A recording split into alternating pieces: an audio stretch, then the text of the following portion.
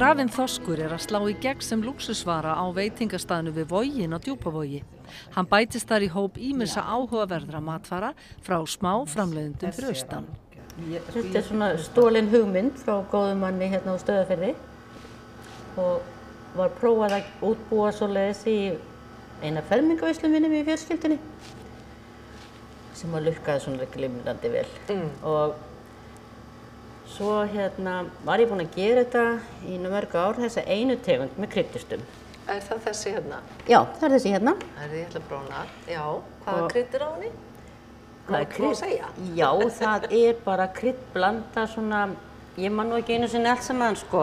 Nei, er þetta eitthvað svona sem þú hefur valið sjálf? Já, svolítið, þetta er eiginlega svona bragðsterkasta kryddblandan sem er á þessu. Þetta byrjar á því að gera, en að grafa sko þorsk, ég veit lax, en hvað með þorskin, af hverju? Einhvern veginn þá hélt ég og mörgir fleiri að þetta væri ekki hægt með þorskin. Já. Að grafa hann, með lúðu og allan að þétta fisk, feita og þétta. Já. Það hefur náttúrulega lukkast vel og fólk er að gera náttúrulega allan fjandar heima hjá sér, sem þú segir. Já. En svo langaði mér bara orðið að prófa einhverja tegund og prófa eitthvað annað með. Já. Og bláberin komi mjög sterkt inn því að það er náttúrulega nóg af þeim hér í nágrenninu. Já, við Djúpavogi. Já. Og reyna að nýta sem mest úr bara nærumhverfinu. Ég til dæmis er með fiskurinn sem ég nota eingöngu línufiskur eða færifiskur og þetta er smáþorskur. Já. Sem að náttúrulega kannski skorur ekkert svo hátt á mörkuðum en búin að breyta hann með bara ansi dýra vöru. Já. En eru þið hjónin að veiða þetta kannski? Nei. Það er eiginlega svona upp á leyfisveitingar þá er það ansi mikill pakki. En við höfum náttúrulega þetta fína frystihús og ég kaupi bara flökin hjá þeim. Já.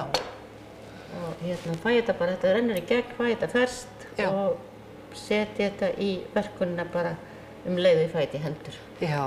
Er þetta ekki svolítið ferli? Maður má ekki bara gera þetta heima hjá sér og selja? Nei. Þetta er svolítið strangt ferli af því að eins og náttúrulega allum svona matur sem er ekki eldaður. Já. Ég er náttúrulega vant með farinn. Og þannig að ég fékk leyfi í að vera hérna í sveitinni hérna innfrá þar sem að þau eru með löggilegt sláturhús. Já. Og fæ ég að vera, þegar þau eru ekki að vinna kjöt, þá fæ ég að vera með fiskinn. Já. Og að því að ég frysti þetta, að þá er það ekkert mál að safna bara í kistuna. Hvað þetta er gott með er þetta bláber eða? Þetta er bláber. Rosalega er þetta gott. Já.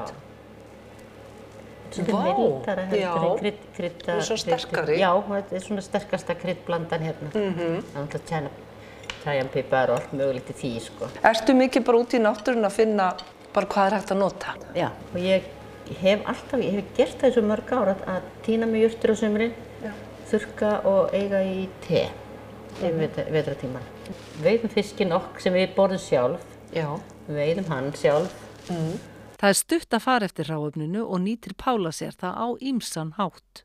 En sko eins og þessi bakki, nú erum við hérna á veitingastaðnum við Voginn, þar sem þú vinnur. Já. Sko, ertu að bera svona bakka bara fram fyrir fólk Já. Og hvernig, hvað segja þið fáið alveg ofboðslega marga ferðamenn hérna á sumrin? Já, á sumrin. Hvað segja þeir þegar þið fá svona bakka? Undantekningarlaust er þetta bara upplifun fyrir þau. Já. Þetta er eitthvað sem hún fær hvergi annars staðar á veitingastað. Nei. Eiginlega allt sem er framleitt hérna á Djúpavogi, sem er bara slatti. Lát heyra, þá er það fiskurinn, grafinn þorskurinn, og það er þá grafið ærkjöt, eða grafin gæsabringa eða hreindýrakjöt frá þeim á Lindabrekku. Svo er það síldin frá Ósnesi og svo bjóðum við upp á saltið sem er framleitt hérna líka, hafsalt. Og svo fylgja með sósurnar frá Óðni og Leffekar. Já. Og þetta er allt með, sko. Og þetta er þetta local food sem að fólk er að leitast eftir. Já. Þetta er svo sannkvæmt. Þetta við köllum þetta bara local plata. Já. Prófaði mér svolítið áfram með sósuna. Ég finnst til dæmis graflagssósa ekkert sérstök með þessu. Nei. Svo ég þróaði bara mína eigin, sko. Og byrju, ég finn það. Hvað er í henni? Þetta er í grunninn sinnepssósa. Já. er með svona sætt sinnep og ég set pínu sweet chili líka. Já.